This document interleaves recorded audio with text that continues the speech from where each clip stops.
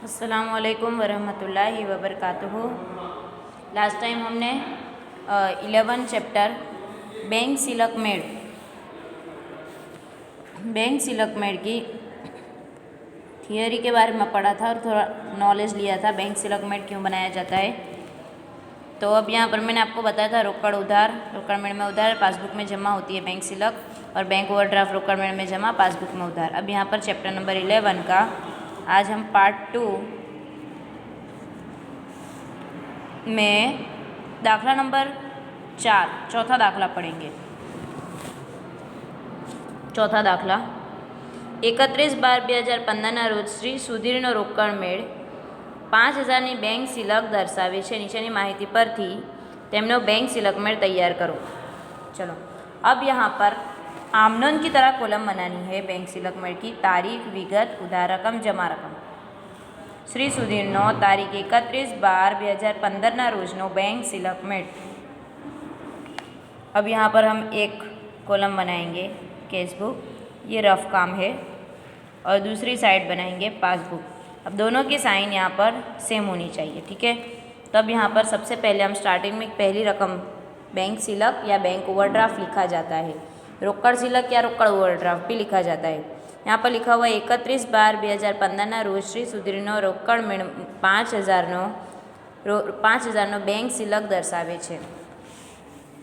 Bank सिलक रोकड़ मेळ में दिया हो तो उधार बाकी, रोकड़ मेळ में बैंक सिलक दिया हो तो उधार बाकी। तब हम यहाँ लिखेंगे रोकड़ मेळ मुजब बैंक सिलक। तो यहाँ पर क्या दिया हुआ है, उधार बाकी, तो उधार साइड पर हम लिखेंगे 5000।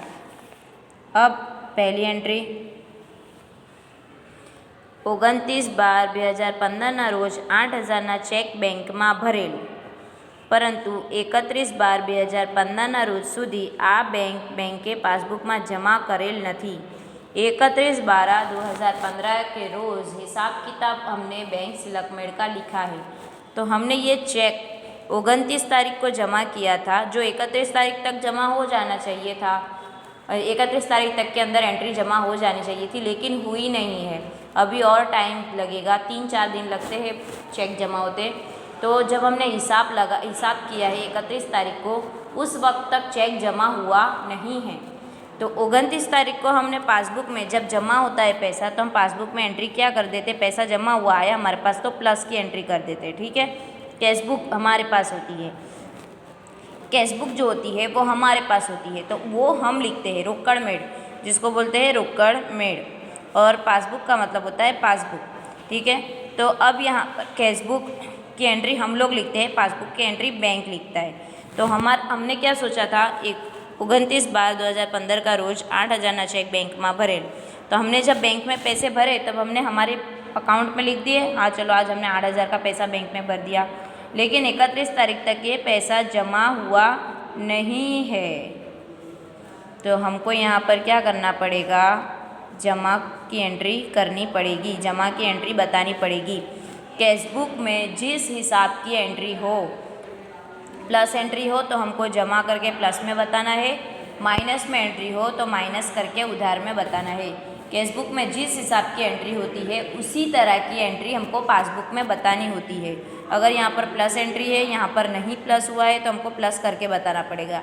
यहाँ पर माइनस एंट्री है, यहाँ पर प्लस बता रहा है, नहीं जमा हुआ है, नहीं कटा है पैसा, तो हमको माइनस बताना पड़ेगा। अब यहाँ पर जमा हुआ नहीं है, माइनस है, यहाँ पर प्लस हो गया है, तो हम पासबुक में भी प्लस में एंट्री बताएंगे। प्लस यानी जमा बाजू, माइनस यानी उधार बाजू। यहाँ पर लिखेंगे भरे थे लेकिन जमा नहीं हुए, भरेल परंतु जमा नहीं थયેલ चेक। कितने के चेक जमा नहीं हुए, 8000 के। ये 8000 हम लोग जमा बाजू पर लिखेंगे। नेक्स्ट एंट्री 6000નો चेक 30/12/2015 रोज बैंक में वसूलात माटे मोकलेल, जे 31/12/2015 सुधी बैंके वसूल करेल नहीं। बैंक जब पैसा वसूल करती है किसी और बैंक के पास से, हमारी जब बैंक पैसा वसूल करेगी तो बैंक के खाते में जमा होगा, पैसा वसूल करेगी बैंक में पैसा आएगा तो बैंक के खाते में जमा होगा। लेकिन यहाँ पर हमने वसूलात की एंट्री कर दी थी, तो हमने लिखा था कि यहाँ पर पैसा हमारा जमा हो जाएगा, लेकिन वसूलात के लिए 31/30/2015 રોજ બેંકમાં વસૂલાત માટે મોકલેલ 31/2015 સુધી બેંકે वसूल करेल नहीं। ये तारीख तक अभी भी उसने पैसा जमा नहीं किया है, तो हमको यहाँ पर भी जमा की एंट्री करनी पड़ेगी। वसूल नहीं करेल चेक, वसूल नहीं करेल चेक, कितने का चेक था? 6000 का चेक वसूल नहीं किया, जमा एंट्री। 3 नंबर 3000નું વીજળી બિલ ચૂકવવા માટે 28/12/2015 રોજ ચેક આપેલ 31/12/2015 રોજ સુધી બેંકે પાસબુકમાં ઉધારેલ નથી। तो अब यहाँ पर हमने चेक लिखा था, यानी हमारे पास से पैसा गया, यहाँ से पैसा जाना चाहिए था, लेकिन अभी तक उधार नहीं किया है, यानी अभी तक माइनस नहीं किया है, प्लस ही बता रहा है। हमको यहाँ पर माइनस बताना पड़ेगा। अगर यहाँ पर लिख दिया है पासबुक में उधार करेल नहीं, तो इसका मतलब पासबुक में उधार करना है। वीजળી बिलनो चेक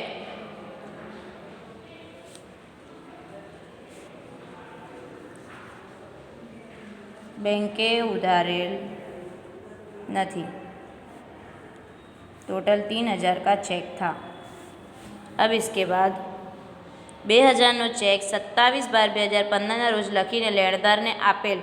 हमने लेणदार को चेक दिया था, परंतु तारीख 31/12/2015 સુધી आ चेक बैंक में रजू थયેल नहीं। हमने चेक लिख कर दे दिया था, इसका मतलब हमारे पास से पैसा चला जाता, माइनस हो जाता, लेकिन यहाँ पर इतनी तारीख तक भी पैसा माइनस हुआ नहीं, हमको माइनस में बताना पड़ेगा। लखेल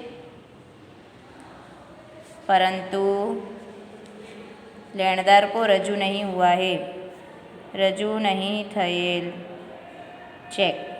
कितने का चेक था? 2000 का। नंबर 5, चलो अब यहाँ पर बैंक के पासबुक में व्याजना जमा कर्या छे, जो रोकड़ मेळ में उधारेल नहीं। रोकड़ मेळ में पैसे उधार नहीं हुए, प्लस ही बता रहा है। यहाँ पर रोकड़ मेळ में प्लस ही बता रहा है, उधार नहीं हुआ।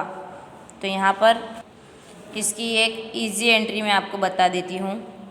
बैंक के पासबुक में जमा कर्या ब्याज ना जमा कर्या छे।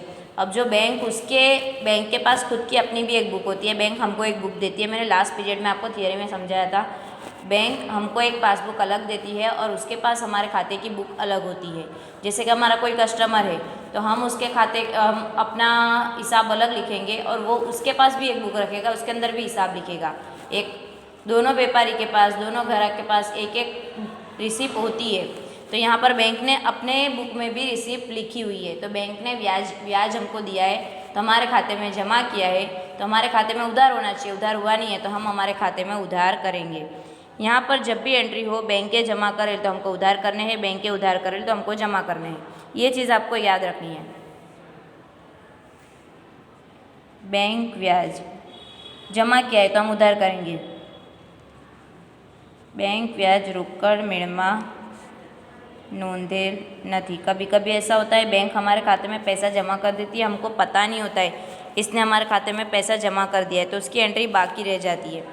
तो वो एंट्री हम इस तरह करेंगे, ऐसी जो बैंक ने जमा किया है तो उसके बदले हम उसको उधार कर देंगे। जो बैंक उधार करते हैं हम उसको जमा कर देते हैं। बैंक के 100 बैंक चार्जेस ना पासबुक में उधारेल है, जो रोकड़ मेळ में जमा करेल नहीं। चलो अभी यहाँ पर बैंक ने उधार किया है तो हम उसको जमा कर देंगे।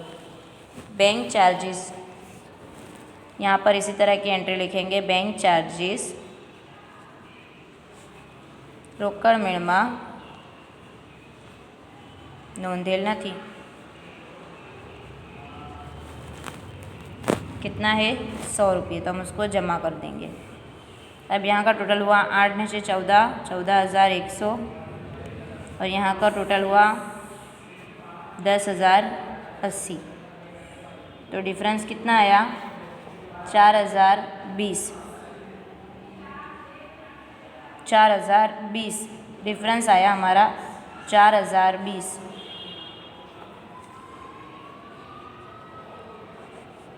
यहाँ का दोनों का टोटल हो जाएगा, ये 14,100।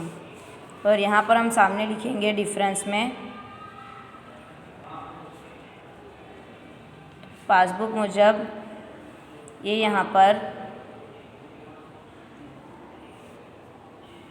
उधार बाकी आई है, यहाँ पर उधार बाकी आई है। पासबुक मुजब उधार बाकी का मतलब होता है बैंक ओवरड्राफ्ट। उधार बाकी आई है तो जमा बाकी होती तो बैंक सिलक कहा जाता, उधार बाकी होती तो बैंक ओवरड्राफ्ट कहा जाता। जब यहाँ से हम शुरू करते हैं रोकड़ मेड़ मुजब बैंक सिलक, तो आखिर में हमको पासबुक की एंट्री बतानी पड़ती है। अगर यहाँ पर पासबुक से स्टार्ट करते हैं तो आखिर में हम रोकड़ मेड़ की एंट्री बताएंगे। यहाँ पर रोकड़ मेड़ से स्टार्ट किया है तो आखिर में पासबुक की एंट्री बताएंगे। तो रोकड़ मेड़ मुजब बैंक सिलक थी, रोकड़ मेड़ में उधार बाजू बैंक सिलक थी। अब यहाँ पर पासबुक में जो उधार बाजू की एंट्री आई है वो बैंक ओवरड्राफ्ट बताएगा। ये हमारा पूरा दाखला हुआ है बैंक सिलक मेड़ का। ठीक है, अल्लाह हाफिज़।